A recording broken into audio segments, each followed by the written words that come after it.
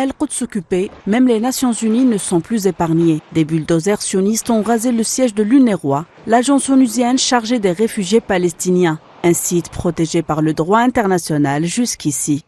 À Genève, l'ONU tire la sonnette d'alarme. Dans une déclaration lue par le porte-parole du Conseil des droits de l'homme, le commissaire général de l'UNRWA, Philippe Lazzarini, dénonce une attaque sans précédent contre l'agence.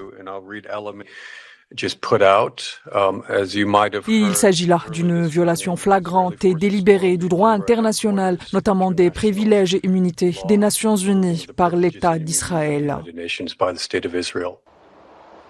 De son côté, Jonathan Fowler, porte-parole de l'agence, le rappelle. L'entité sioniste est tenue de protéger l'inviolabilité des locaux onusiens.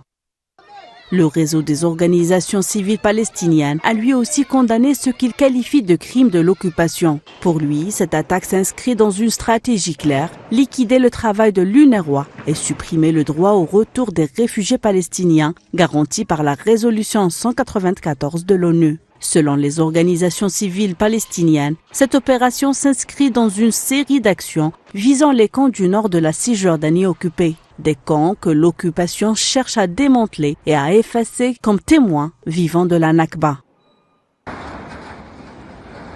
Une politique menée en parallèle d'une guerre ouverte contre le peuple palestinien et de crimes de génocide en cours à Gaza et en Cisjordanie occupée.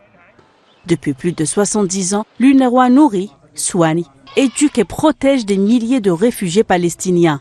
Un travail humanitaire payé au prix du sang. Plus de 300 employés de l'agence ont été tués à Gaza depuis le début du génocide sioniste. Et malgré cela, près de 12 000 personnes continuent de travailler dans ce territoire assiégé, sous les bombes, sous les décombres et même sous la menace permanente. Aujourd'hui, ce ne sont plus seulement les humanitaires qui sont visés, c'est l'institution elle-même. Détruire un site des Nations Unies, ce n'est pas un acte administratif, c'est un signal politique, un défi lancé au droit international. Quand on s'attaque à l'UNRWA, on s'attaque au dernier filet du survie d'un peuple. Aujourd'hui, les bulldozers ont rasé les bâtiments. Dieu sait ce qu'ils feront demain. Que restera-t-il du droit international ?